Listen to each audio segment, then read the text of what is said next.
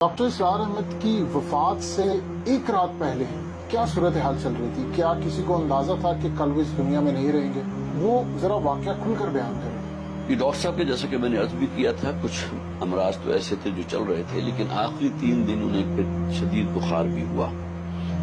اور پھر یہ ہے کہ ایک اسہال کسی کیفیت، پیٹ بہت خراب ہوا، اس کی وجہ سے ضعف اور کمزوری ہوئی،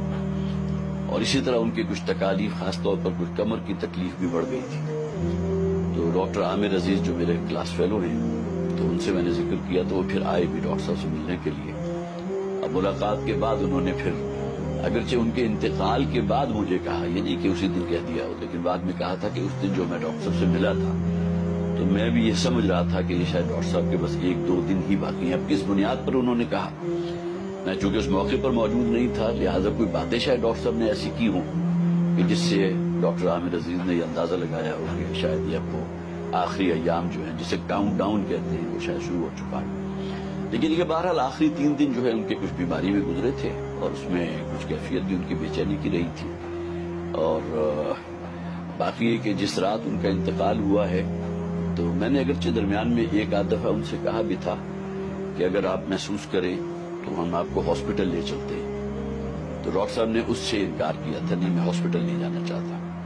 اس لیے کہ بہرحال ہاسپٹل میں جو کچھ ہوتا ہے پھر گویا کہ آپ اپنے لواحقین کے جو ہے ان کو بالکل بائی پاس کر کے جو وہاں کا عملہ ہے اس کے ہاتھ میں ہوتے ہیں، خواہ نرسز ہوں، خواہ وارڈ بوائز ہوں، خواہ ڈاکٹرز ہوں، تو اسے انہوں نے خاص طور پر اسے منع کیا تھا کہ نہیں وہاں نہیں لے کر جانا۔ تو خیر بہرحال اس کے بعد رات کو جب ہم رخصت ہوئے تو طبیعت ٹھیک تھی، اگرچہ کچھ بخار بھی تھا، لیکن یہ کہ کوئی رات 3 بجے کے قریب پھر جو ان کا ایک خادم ہے جو میرا خیال ہے کم و بیش 10 سال ان کے ساتھ رہا ہے، اور وہ ڈاکٹر صاحب کے ساتھ ہی اسی کمرے میں وہ جو چھوٹا صوفہ کم بیڈ ہے اس کو فولڈ کر کے تو زمین پر وہ بچھا کے اپنا میٹرس وہاں سویا کرتا تھا۔ تو اس نے کوئی 3 بجے کے قریب مجھے فون کیا کہ ذرا آئیے ڈاکٹر صاحب، مجھے ٹھیک نہیں لگ رہی طبیعت۔ اب جب میں گیا تو کوئی کسی قسم کا وہ شور ہنگامہ بالکل نہیں تھا، تو میں نے کہا تمہیں کیسے پتا چلا؟ تو ڈاکٹر صاحب تو شاید ابھی سو رہے ہیں، اس لیے کہ میں ابھی کچھ فاصلے پر تھا۔ تو اس نے کہا جی کہ ڈاکٹر صاحب کی کوئی خراٹوں کی جو آواز ہوتی ہے وہ کم سے کم 10-15 منٹ سے میں دیکھ رہا ہوں کہ وہ میں نہیں سن رہا۔ تو اس پر پھر میں ذرا تھوڑا سا چوکنا ہوا کہ کیا معاملہ ہے۔ تو میں چونکہ میڈیکل ڈاکٹر بھی ہوں تو میں نے پھر جب آگے بڑھ کر دیکھا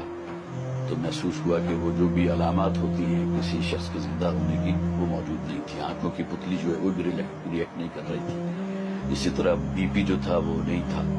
تو معلوم ہوتا ہے کہ اسی عالم نوم میں وہ جو سوئی ہوئی حالت ہی میں اللہ تعالیٰ نے فرشتہ اجل کو بھیجا ہے اور اس نے اس روح کو قبض کر لیا۔ تو کوئی کسی قسم کی تکلیف، کوئی ہنگامہ کہ فوراً بھاگو دوڑو ہاسپٹل کی طرح، بلاؤ 112 کو اور یہ کرو اور وہ کرو،